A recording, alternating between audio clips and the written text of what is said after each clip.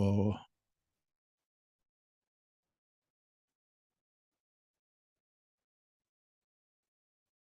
Hi, ladies and gentlemen. Welcome to the show. This is Dave Emmons on the Dave Emmons Show. And today, okay, I got to mention this too. The radio station WODY, that's in Maryland.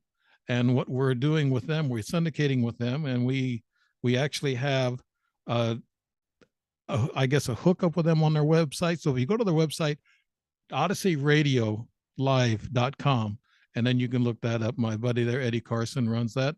So we're syndicating through them. So look them up on the audio portion. We will be putting out the video and audio portion out on YouTube, Rumble, LinkedIn, and Facebook. Facebook quite a bit. So here we go. I got an interesting guest, and it's a little, well, it's a change. I wanted to make a change up. We got a person here that's into the psychic medium, and she's into the paranormal and ghosts and everything else. She'll tell you about all that stuff. But this Ann Bender, and I welcome her to the show. And I think she's been around for a while. Her and her husband Dave, and he's also a Native American Indian. She'll tell you about that. He started this paranormal organization, and then she married him, and then they got together, and they did the show together, or they're doing this paranormal thing together. So they're doing a lot of work, and we'll be getting into that.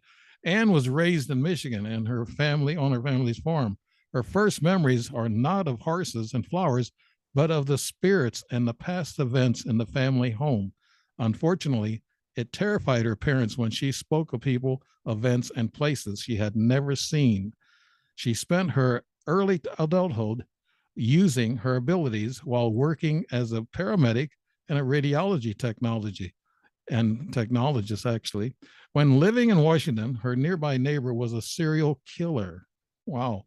Every time he killed, she dreamed through his victim's eyes of his victim's last moments. This drove her to a better understanding of how she could help others and not just sit as like a bystander. In 2003, she moved out with her husband, Dave, and she'll tell you a little bit about her husband, that he's into this very much also, and he's also into filming.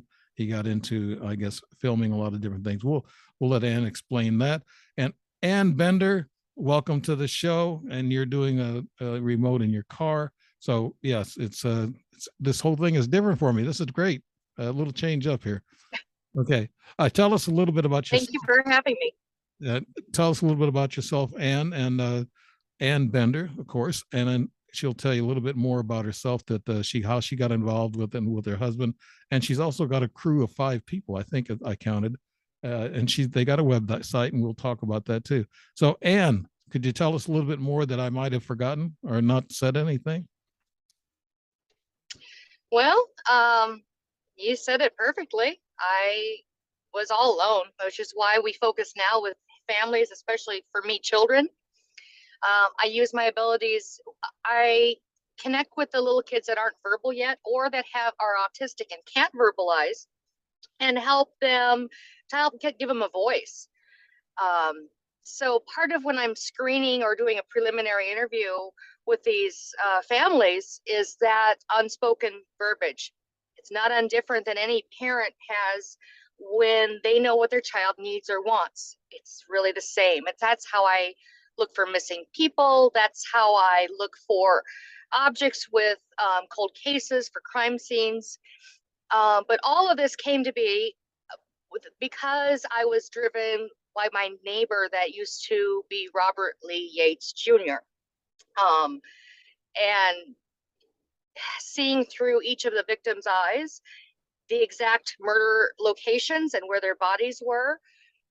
It took me several years to understand it because the case wasn't solved, but I actually drove to those locations, and I did not have it within me to go to where the bodies were at the edge of the field.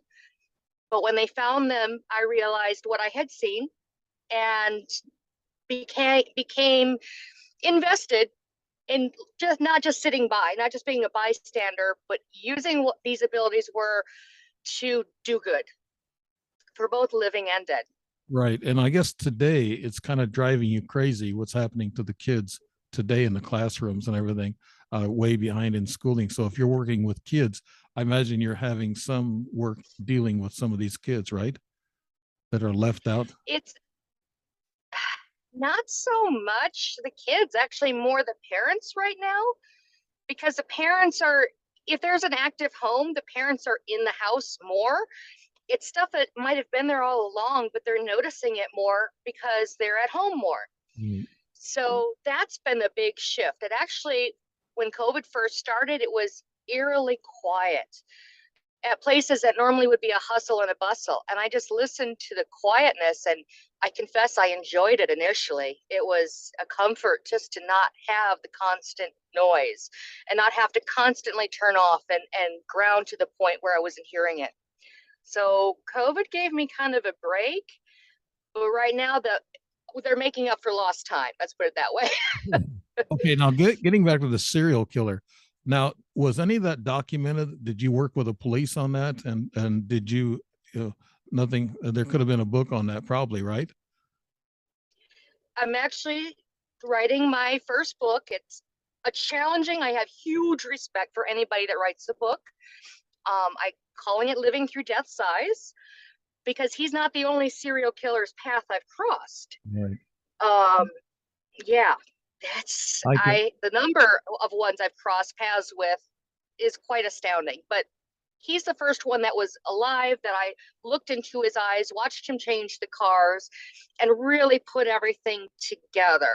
So I'm going to start with that vision of the woman that I saw running barefoot, naked through the field, and looking back at him and what she saw. I can advise you go ahead and do that book because I'm an old guy, and I'm on my third book in less than a year. So the first book, Wow. what do they want? And that was released in March. I have a book it's called uh, uh, Senseless Wars and Conflicts by a combat veteran's perspective. And that was just released last week. And now I'm working on Angels and Watchers, something that you are probably touching on in some of your subjects. So I wanted to get to, well, your husband, Dave Bender, he's a Native American Indian, and he got started in this stuff. And he's also into filming and doing movies, right? He loves acting, and he loves to do just little roles that he can just have fun with and play with. It's a lot of fun for him. He I'm sure would love to do it more. It just opportunity hasn't presented itself. But he's actually a shaman. He's the last officially trained shaman with the Chippewa Cree tribe, and he does blessings. He can only do it when requested, so I can't even offer it. But when people say, "Hey, no, I'd love to have my house blessed," is there any way we can offer that? It's cannot be done for a fee. He only can take gifts in exchange. And that's the same way when I'm asked to do my medium work. I never charge for that. If a donation is to be given, it's given to animals to support feral animals in our community or any animals in need. So I don't believe in billing or charging for that. I don't condone anybody that does. That's between them and their practice. Right. For me and my practice, that's what I choose. Right.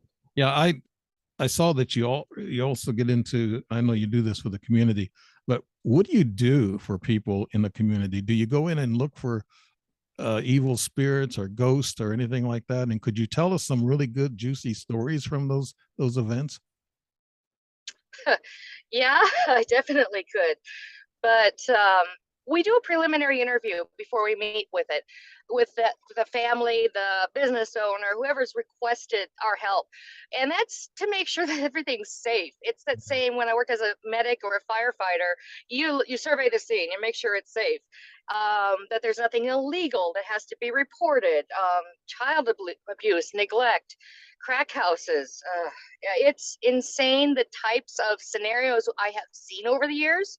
So we for our own safety and security, we have more than one person person go in for that preliminary interview, and that sets us up, should we go and do that investigation, for a investigation that can be geared around, one, that client's need and request, and two, when the activity happens, what rooms, the sensitive on that, for that investigation, that portion is not given to them at all. They get no information.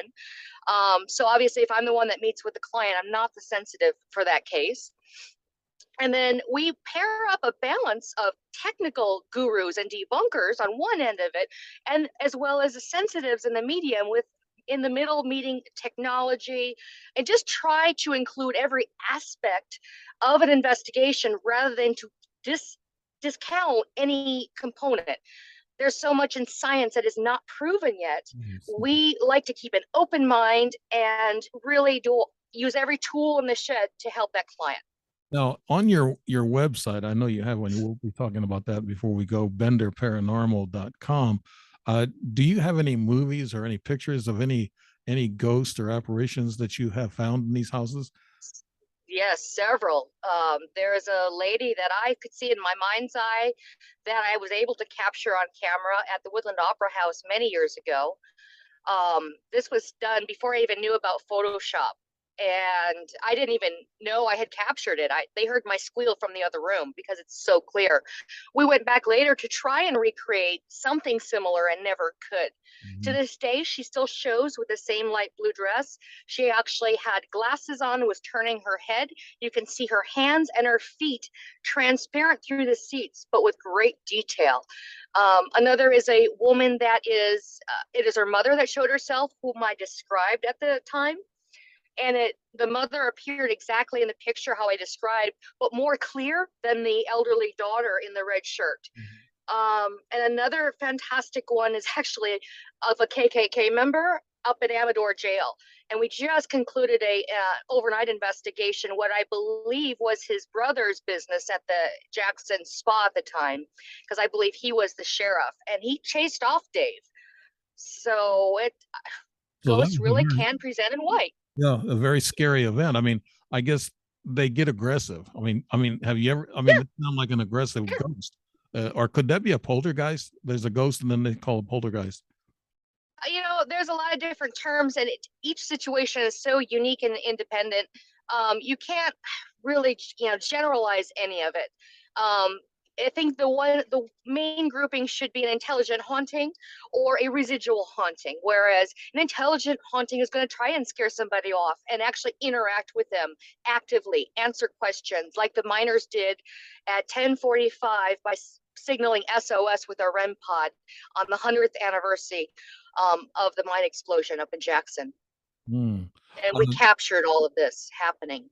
Have you ever seen a poltergeist go crazy throwing things around? Yeah, we actually have.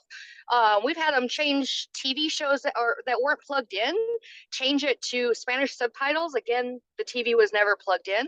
We've had them set off mechanical devices with no batteries, like a doorbell and another item that was sitting with the batteries out, where they still set it off. It's too numerous to go into. I met a demon, and we don't take demonic cases, but it actually, in front of 6 other people, lifted me up and threw me against the wall. Really? Yeah, my husband didn't screen that one well enough. That's one where we actually had to tell the family there isn't anything we can do here. I saw it in great detail because I see those things. I see critters that are inhuman, not necessarily demonic, but I also see demons. What do they knows what they look like? A lot of people are always wondering, what do these things look like? What do these demons look like? It depends on which one it is, and what level it is. I won't go into too much detail because that gives them strength and power. In human critters, the ones I had never seen before, when in Michigan anyway, were the Tommy knockers. They look very similar to something demonic, but they're very benign. They are simply guarding that space and area. And how they look is actually how they're pictured. The one I met up close and personal was at the Willow Steakhouse in Jamestown. And I have since then met several other ones. I've noticed they do change. They're like people, they each have individual looks. but all being pretty similar. So Are they physical or are they kind of like transparent? You can see through them, or they they're more physical. really? That when I see them, they're more solid, but yet they when you see them, they are in what for me what I interpret as a different dimension. They interact with this dimension, but I really think they're in a different dimension, in a different realm, which is why anybody just can't walk up and see them. Right. And that's a whole nother theory, but I really there's too much that I have personally encountered and interacted with to not know there is more out there than what we have scientifically proven, to not to have this many people interact and feel these things. There's too much. Right. I noticed So you use electronics. You have EMF meters. You have dowsing. Things. I guess you douse. yeah. Now that's somebody asked me about dowsing the other day, and I said, "Well, that's where they usually cross like two wires or something." I kind of figure these brass welding rods, they cross them and they look for water and things of that nature. How do you use dowsing in the spiritual world? My family was raised dowsing for water. That goes back to the Black Forest in Germany. Mhm. Dowsers, the miners definitely used it with their pocket watch. They used a gold pocket watch to douse with a pendulum type of scenario for when they would decide where to mine for gold. I can feel when there's gold, and I can feel when there's gold in them there hills. I have to do Really? that. Oh, Yes, but to show it, I use my dosing rods as a visual example. I have called double blind dosing, so that I ask fun, silly questions that I don't know the answers to get a baseline. And then I have that person either can say out loud or with their thought what those questions are. And I know what my rods do, what those answers are to those questions. In some cases, I actually hear the question, but I keep it to myself as it's oftentimes very personal. And these are things that don't need to be said out loud in a group of people.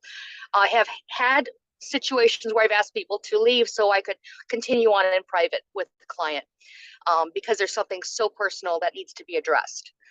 okay. Do you So, use the typical dowsing rods, or do you do there? Is there a such thing as electronic dowsing rod? Or for would, me, no. For me, that's not how I work. The wavelength I work off of doesn't. It's not something I can tune electronically yet. I think there may be a device on an experiment we're working on, though, that is very similar to the exact wavelength I use. I can't speak more on it. However, I feel that the technology very well may be coming that shows what I am doing. right. I'm really optimistic. Okay. Now, when you run into these entities, these ghosts or poltergeists or whatever they are, uh, your EMF meter, I guess, jumps off the charts, right? And then you get Not always. Mhm. Depends on how that spirit is communicating, what type of energy they're using. I might be the Geiger counter that spikes or lowers. It might be a different device, might be the carbon monoxide detector that is interactive. It always depends on each case as far as which energy. And no, the EMF does not always spike. That's interesting. The carbon monoxide detector and the things of that. I never heard that, but you guys are having success using those. You probably don't use them. They're probably in the house and they go off, right? Whatever. I actually brought it and I did it for that investigation. I did something said bring it.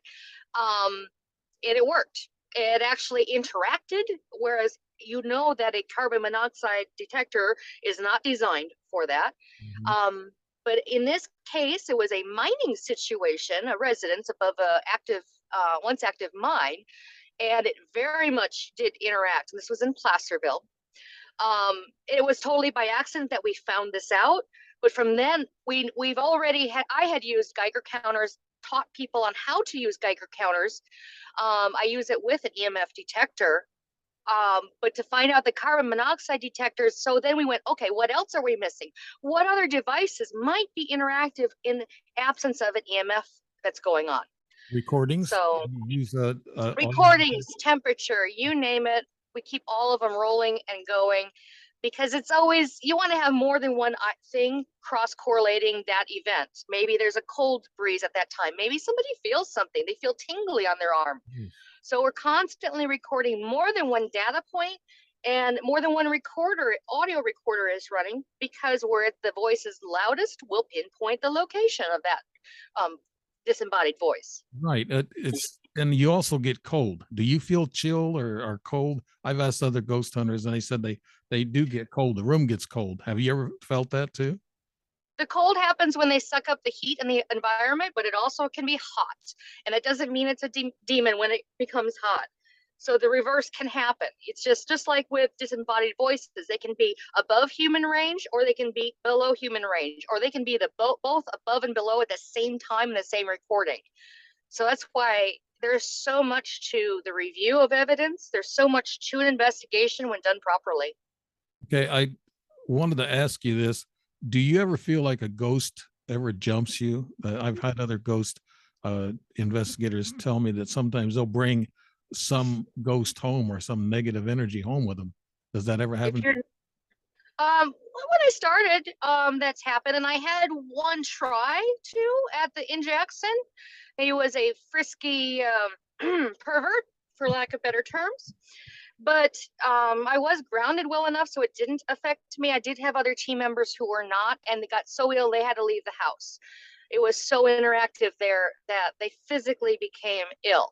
So yeah, it can happen, but we take a lot of safeguards. My husband and his uncle, who is always with us when we investigate, always adds a level of protection to prevent that. It has happened though. It happened early on when I first met my husband. He brought somebody home, and it took a little bit to get him out of there, but we did.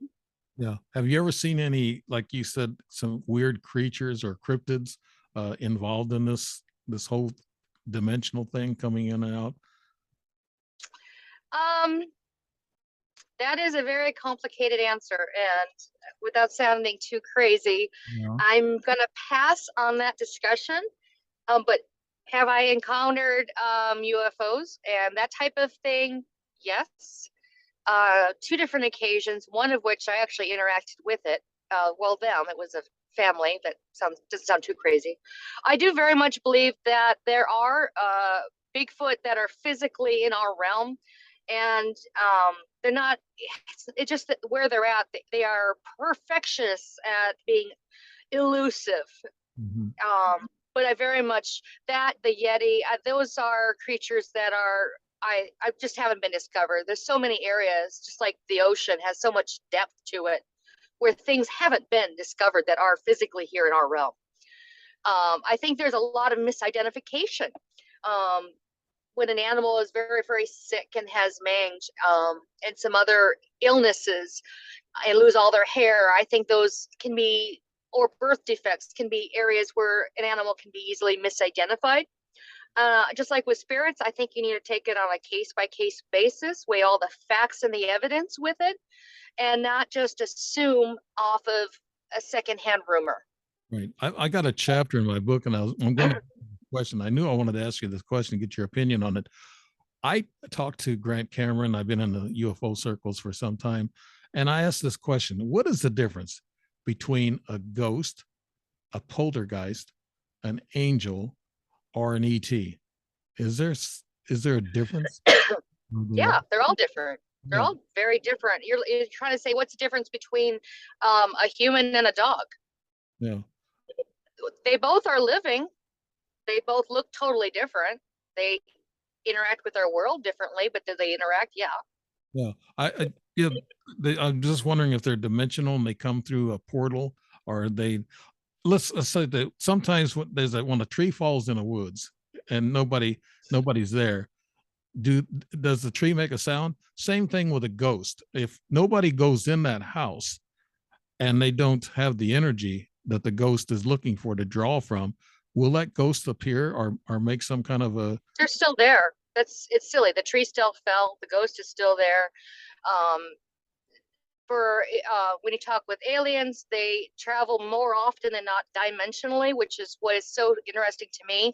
They have found proof at Skinwalker Ranch. They have found the right frequency, which is the same frequency I work off of. Um, However, it doesn't mean everyone travels dimensionally, because there's so many different aliens out there.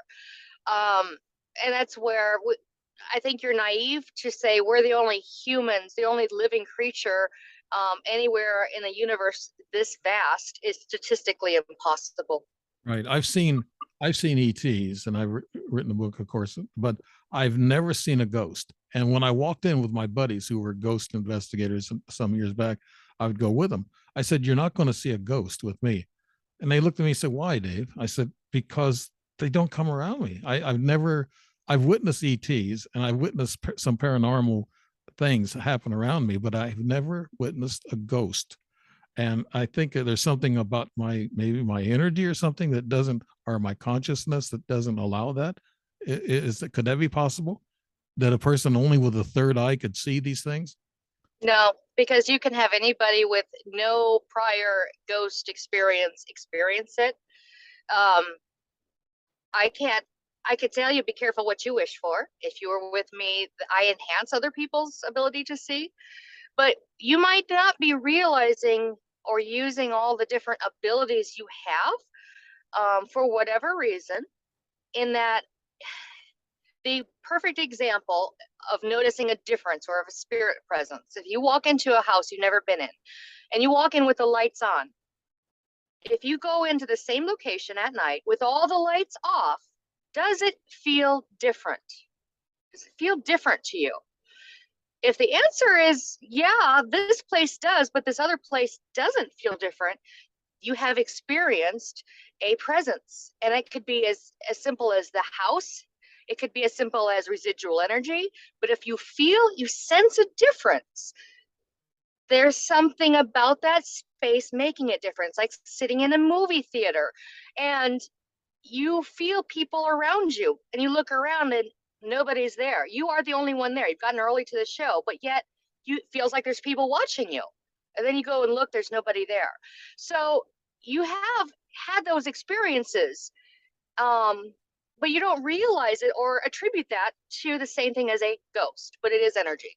But you're an empath, and you could probably see energy or feel energy from strange people. I know I do.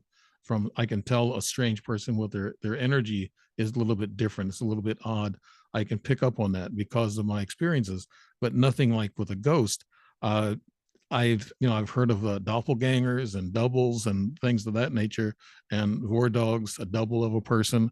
That's happened to me one time. But I just wonder, with everything that's going on, there's so many things, like you said earlier, so many things we don't know about.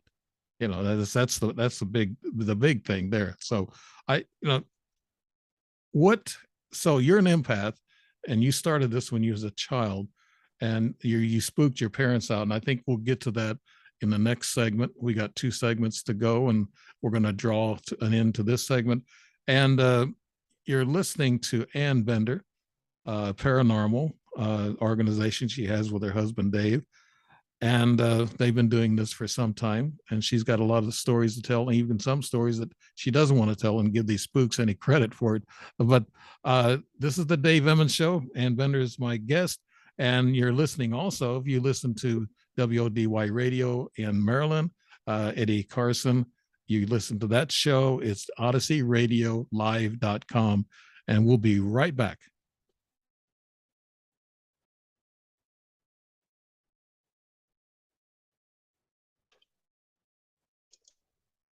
Okay, hi everybody. We're back on segment two. And for everybody that's watching this on video, probably think this is strange how we're cutting this, but this is for the radio station for taking a pause. You've seen it on TV a lot. This is the Dave Emmons Show, and we're being syndicated through WODY Radio in Maryland and Eddie Carson. And this is OdysseyRadioLive.com. And Ann Bender is my guest, the paranormal expert, and she's been telling us a lot about the scientific side of it and what's going on with these the ghosts and the paranormal stuff. We were just getting into the empath thing, and that talent has given you an edge, an advantage, right? Oh yeah, absolutely. If you know where to point the camera and take the picture when they're moving, you can capture far more information than when if you're just shooting blindly. Yeah. Yeah. Have you ever witnessed?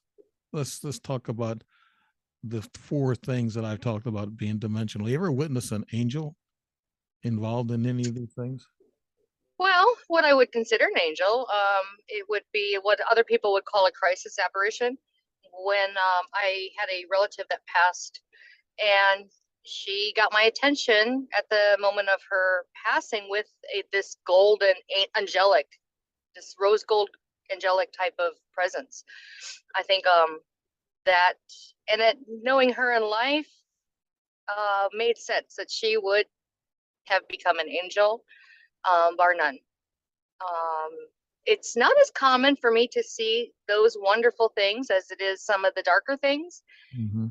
but nothing's impossible. I just go with the flow with what I see in that moment. I know you have a child. Do you ever talk to your child about any of this, or you keep that away from your child? It's impossible to keep Allie away from it. She, uh, 3 months gestation, was already setting off her favorite toys in her room. She is a far more gifted psychic medium than both Dave and I put together. And so what I've done to support her and help her understand that not everybody sees what she is seeing is to give her an understanding at an early age about it. And the biggest and hardest lesson was the fact that not everybody can see what she sees. It doesn't make it not real. It just means they just can't confirm that. And there's other ways that she can look to confirm it, but I'm there for her, listen to her. And this is what I do with my little ones and the families that are the little ones are interacting with. I've done this all along in that giving them a early support system, a non-judgmental listening ear early. So when they become teenagers and they may get pregnant or have other major things that they're scared to talk about their parents, they're not scared to talk to their parents Right. given this situation because they've already built a solid foundation of non-judgmental communication. Okay, now you mentioned there's some paranormal stories. Are there a couple of stories that jump out to you that I mean, we talked about ghost sightings. Is there anything outside of that like paranormal? Paranormal, I guess, encompasses a lot of things. A lot of times they want to call UFOs paranormal, but I don't accept it as that. Do you? Oh, anything outside the normal is considered paranormal. So by definition, a UFO is paranormal. However, it does, I believe, have its own subcategory, um, and it's be usually an unidentified flying object, or the new term. I forget the new term of it. I'm so old school. um, but technically, yeah, it is paranormal. But like with any field, there's subspecialties. Okay, now these paranormal stories, is there one that I mean, have you seen things like boxes or tables or chairs move around in front of you like you see on Strange Evidence on TV? And matter of fact, speaking of TV, you're on episode 4, I guess, on this fall with Haunted Hospital. It's I don't know what episode it is. It's season 4 of Haunted Hospitals, and that'll be an episode like no other. I actually share what happened to me, and I won't give anything out on that, but it's certainly a story like no other. Well, we'll see that Um, within the next month or two, right? yeah, I should be sometime after October where season 4 comes out. Mhm. Um, I don't even know the title of the episode yet, but that was filmed last year in February in Detroit, Michigan, in 0-degree temperatures. Reminded me why I left Michigan. Ooh, wow. Okay. Can you talk about anything with any haunted hospitals, or is this going to be on a program and you're not allowed to talk about it? Anything else I can't discuss, but we've got some fun stuff that we're working on and upcoming. So stay tuned is my answer to that. Mhm. So Um, you travel outside of your own home state. So you do travel around and visit sites and go places and investigate, right? yes, we have. This sounds like you got 5 members, a team that helps you. Are these There's people more. There's more than 5. There's just 5 listed on the website at present. right? What do they do? They go with you on investigations or what? Well, yeah, depending on the size of the location, it's physically impossible to cover every aspect of a 3,000 square foot location, for example, or larger. You need a team that is all on the same page, and you don't want too big of a team. I found we used to have a really large team, and it just is hard to have that closeness and that network where you're all thinking on the same page. So I really like the smaller groups. It's more intimate, it's more personal. And if we have to schedule another time where we go back a different day, then we do that. Okay. But I really like the smaller, more intimate groups that are family. We know each other, we keep in contact, and we have interests besides the paranormal. That's another key part of our family. And Right. that's why it is Bender Family Paranormal, because we really, that's important. Family's important and Yes. should be first and foremost. Today, it's more important. We have to stick together. You talk about, well, after the paranormal stories, uh, there's an education that you do for people. You educate people. Now, how would you tell a person if a person says, "And I don't know if I have a ghost in my house or not. Could you tell me what I should look for?" Well, I would ask them, why do you think you've got a ghost in your house? Is it because you've been watching a lot of TV and all of a sudden every little sound you haven't figured out or looked at it optimistically when there could be squirrels on your roof because there's a bunch of trees and oak trees and they're just scampering around? Or is it something that is going on that maybe different people in your house have noticed and gone, hey, what happened over here? Why was this taken? So I would say, why do you think there is a ghost in your house? And then secondly, is it causing any discomfort, trouble? Is it bothering you? I mean, hey, if it pays rent, why not? Keep them around. Right. Yeah. But is it disturbing the family? Is it disturbing your sleep at night? Is it causing a disturbance? That's when we would go, okay, go next step. What is causing the disturbance? How often, etc. Now, I've been touched at night on my shoulder. It feels like somebody rubbing my shoulder, and I'll wake up, and it wasn't my wife because she's turned the other way, and it wasn't her. Uh, do ghosts do that, or do ETs more involved do that? That would be a spirit. And for somebody who says they've never had an encounter with a ghost, you just told me you have. Really? Well, I've been touched on my leg, but I always because I've been visited by ETs. I got some film of some of them here 2 years ago inside my house. They were ETs. They weren't ghosts, but I like I said, I can't separate the spiritual, the angel, the ETs, and a lot of religious people probably say, "Wait a minute, that's blasphemy. You can't separate an angel from an ET and a ghost." I can't really. Was it an angel? Was it an ET? Or was it a ghost? I don't know. What's touching me like that. But I It got tells me that somebody that's saying that is Catholic.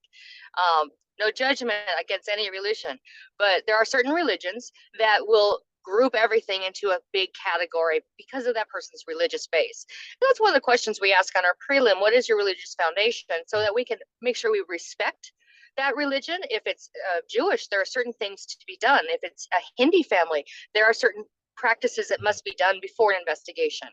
So we do not judge, we respect all. And if they still want our help, then we're happy to step in and help as long as their foundation is addressed first. Mhm. Have you ever had any films put on strange evidence or paranormal witness? Those programs have a lot of different films that they show. Have you put any pictures or anything up on those TV sites? No. No, I have a plethora of pictures that would blow any lecture apart. I've never lectured on it.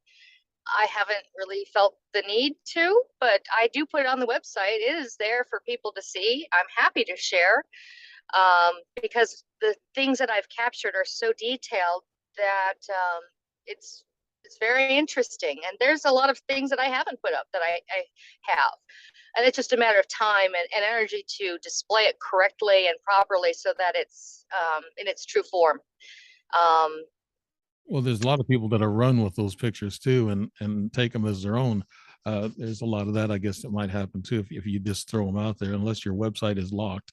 Yeah, they can't copy that. But I'm not getting into legalities too much there. But I know I've been through that myself. People want pictures and they want what you have, your stories and everything. A talking head always wants that type of information, and sometimes you want to keep things to yourself, like you said. Now, your educational part, that goes beyond just talking. Do you talk to the community or do you go to libraries yeah, and lectures? yeah. Okay. No, we do classes to the community. We've done 4-H groups. We've done various different educational formats and platforms to adult education and others. So my husband and I both love, have a passion for teaching and interacting with the community. And that's really our driving force. Mm, And just being able to share that knowledge base mhm, and let other people decide for themselves, what they may have going on. mm, Here's how you would go about it. Here's what to and what not to do to stay safe. right. Could you give us a quick outline of what maybe a lecture would be? Just a quick ABC outline of what you would talk about to a class or library group or whatever. I have so many different ones. It depends on the scenario when I'm asked to.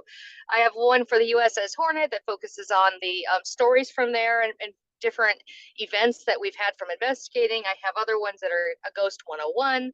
But just talk about the origin. If it's dowsing, I teach about the origin so people have a good understanding that where it came from, where it's gone, and where it could be going. Here's different types of dowsing. Not many people realize the variety of types of dowsing, Right. especially depending on the ages. So we always try to incorporate facts, history with current engagement and practices. My Geiger lecture, I focus on opening people up to the EMF spectrum and how the fact that light is part of that EMF spectrum, radiation is still part of that EMF spectrum, and all the stuff in between. It happens, could be ultrasound, it could be this or that. They're like, huh? That's all? Yes, that's all the same EMF spectrum. Um, You're kind of an expert at that because you're X-ray technician, right? I mean, yeah. it definitely, for the last over 35 years, is my forte, and I do have a far better understanding of that than the average person. Um, but that's because I took my own education a few steps farther. But I'm weird in that I love physics and algebra and chemistry. Mm. So I'm not the normal Joe off the street. I am a psychic medium, but I am still gaining an understanding from the scientific side of it, exactly what I'm doing. I want to know exactly what wavelength I'm using. When I can visualize a missing person in Vancouver, Canada, to the exact location, what am I doing to make that connection? I want to know the physics behind it. How do these come to you? Telepathically in a dream, or how do these messages come? It varies. It's when I'm least expecting it. It depends on that other person's intention and thought. There's so many different scenarios that is mind boggling. It may be a mother that simply reaches out and goes, and you did our case a few years back. I know you have this ability. My daughter's been missing for 3 months. And I pause and I say, okay, give me a day to think on it. I just kind of let my mind wander. And for that particular case I'm mentioning, I saw her in a city I didn't recognize, but it was a big city that she was intending to come back, and it was a boy that she had run off with, but it wasn't a bad situation in her case. And I let the mother know. I said, I believe within a month to a month and a half, you will hear from her. Don't give up hope. She is alive. She is in a big city and she's with a boyfriend, but it's not working out. She'll reach out to you. And that is what happened in that case that I'm talking about. Let me make you frustrated with this question. I I know we talked earlier what ghosts are and where they might be coming from, but I know in your classes, and especially with kids, they might ask you, "Well, Anne, where do ghosts come from?" Their energy. Their E energy. equals MC squared. Energy cannot be produced or gotten, or oh my goodness, my brain just stopped working. Destroyed. Energy cannot be produced or destroyed. It simply changes form. It changes from particles to visible particles to, like, for a ghost, they can transform from a sphere to mist to an apparition and back again, and all within milliseconds. Mhm. I've seen it. So that's how I know that works that way. But in looking at people in near death experiences or when people are actively dying, That energy simply changes form. Sometimes it comes back and they're able to tell you everything. And other times they're there, but they haven't necessarily crossed over, meaning gone to that other dimension. So that's where I help people with crossing over. I'm not frustrated by this question at all. I think it's a good question. And I wish more people would explain what they're seeing, because I only can speak for what it's like for me. I'm curious what other people, how they see that energy change. Kirlian photography is one way. I think that's a good description of what I'm seeing. I just think Infrared. there's more to learn. Infrared. I use infrared camera, trail cam to pick up things like that. Uh, Now, if ghosts are drawing, do ghosts draw energy from people when they're in the room? I think I alluded to that a while ago. Uh, they draw your energy to come. I heard that a lot of times they don't have enough energy to come into our realm, and they got to draw energy from people. Is that true? Yeah, I mean, that's why many people are exhausted and tired after an investigation. If you don't give them another energy source, this is why I want to incorporate a Tesla coil. I like to give them an energy source, and that's kind of our next step in as far as that bit of technology. I want to see the difference between before and after to a certain location we just were at. If that were to give them a nice energy source, will we get more information from them? That's my other question. Right. So Yeah. this is specific to our ongoing multiple Jackson, California investigations. The reason why I'm confused about it, I'm at a chapter now. I will be at a chapter on my book that I'm going to explain the difference between a spirit, an angel, and a ghost. And what I'm seeing is there's a difference in they could all be they're all invisible. An angel can be called an extraterrestrial also because they come from way out. I mean, distance and time is no obstacle to them. Same thing with the ghost, I guess. They come through the same dimensional type portal, or they're stationary here. You mentioned something about some of them are just stationary here all the time, but do some of them pop in and out? Well, yeah, and again, that's where you can't group anyone into any certain general category. You can't group anything into one category. You must keep an open mind, Right. and that's what makes it so difficult in explaining and writing books, because given one scenario may not have anything to do with the next. An angel that presents doesn't make it an extraterrestrial. Every extraterrestrial isn't going to be present in an angel form. Maybe they present as a gray. So Let it's me just gonna vary. let me ask you this question. Maybe you can give me some insight on this. This is going to be in my book. It's a personal story. In '72, I saw a lady in white, like a white wedding gown. It was 3 o'clock in the morning. I felt the presence. I looked up and I saw this lady in white with a veil over their head. Is there? I know I've read other stories about the lady in white. Do you have any perspective on that?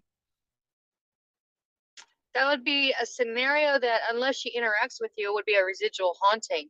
And again, um, that one won't interact. It will replay it usually at the same time, the same place.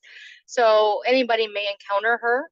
That happens at the Ione Hotel with the green lady that comes down the steps at 2:30 in the morning. Um, she doesn't interact. She comes out from a specific room and does the same thing. I've Does she interfere with anybody? No. Does she use part of the atmospheric things to present herself in that residual? Yes, she actually does. It gets very cold in there, and there are people that have noticed other things. Partially because there's other spirits there that are interactive, Well, but you wake up when she's in the room, and this was two different locations, two different houses, 72 and 99, those years. And they were in two different locations. I saw this apparition.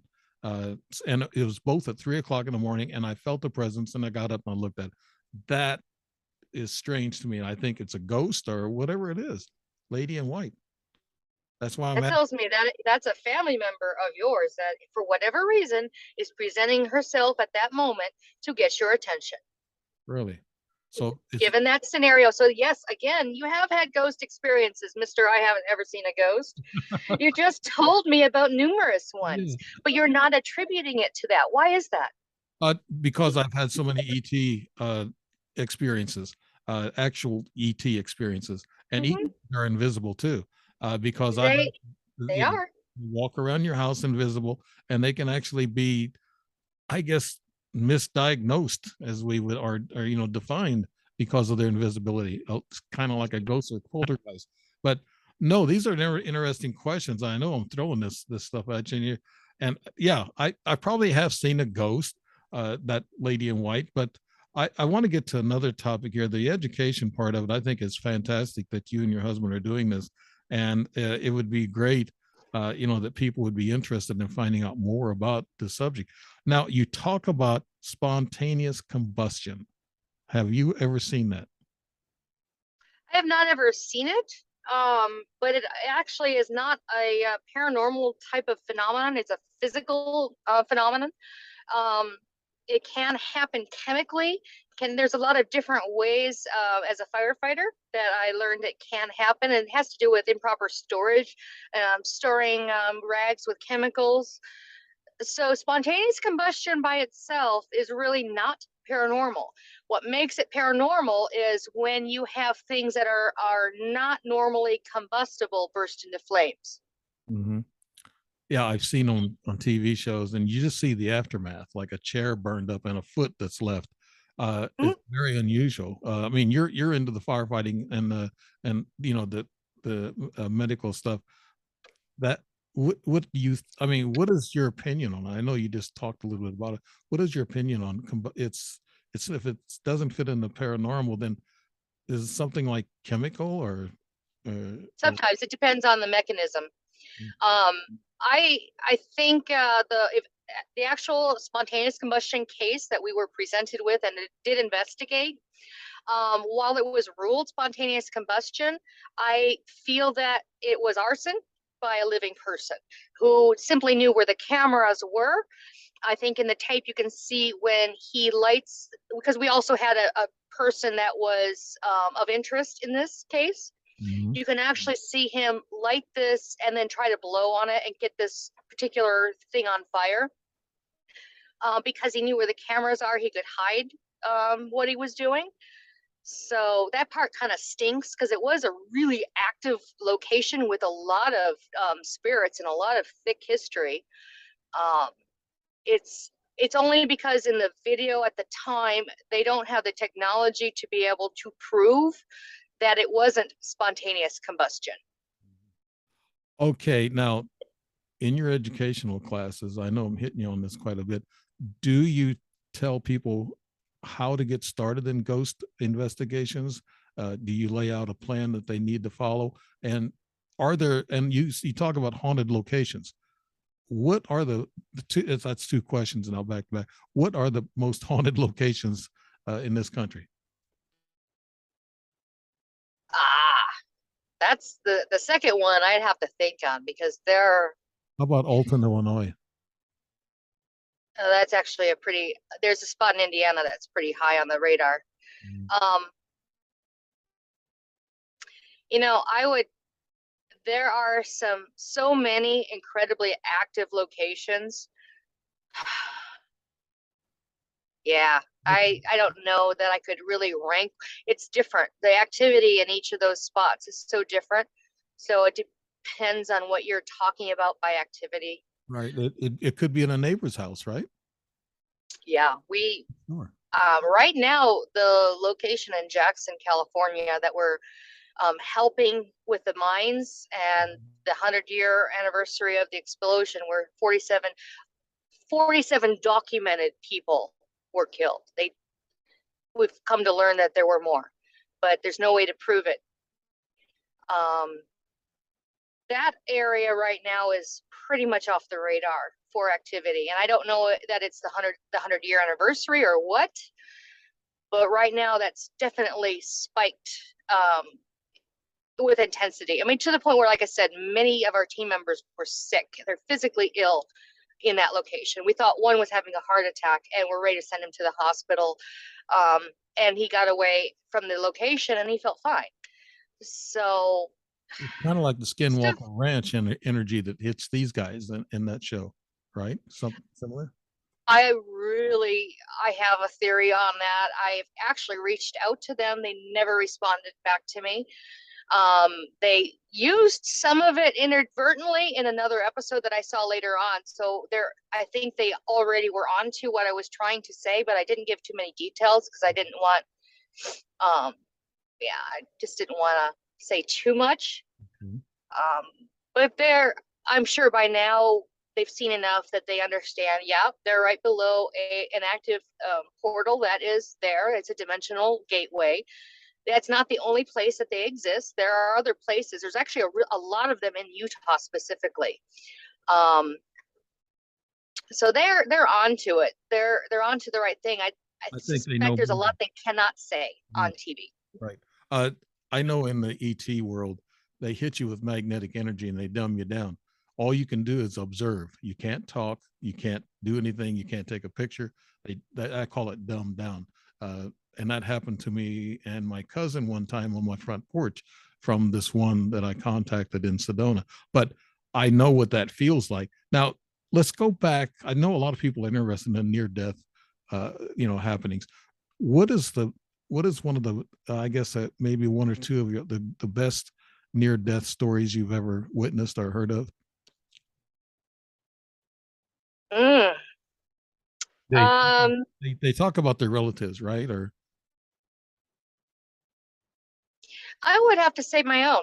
I jumped in the lake to save a ex-boyfriend's daughter from drowning. She was autistic, and the level of calmness when she was actually standing on my head and I was completely underwater, the level of calmness in that moment is something that in hindsight, it was so calm and peaceful. Um, well, it helped me to see that passageway between the two worlds. It helped me to understand that it's okay mhm. when I'm helping other people cross over. This hour has went by so fast. We're done with the show, believe it or not. Yeah, it goes so Oops. fast when you get interested in things. And my guest, Ann Bender, benderparanormal.com. Look her up on the website. And this is the Dave Emmons Show. And we're syndicated through WODY Radio, and that's out of Maryland, and that's Eddie Carson, not Carson's, and it's a Odyssey Radio Live.com. So listen to that on audio. We'll be putting this out on Facebook, Rumble, and YouTube. So, Ann, thank you very much, and have a good one now. Thank you for the show.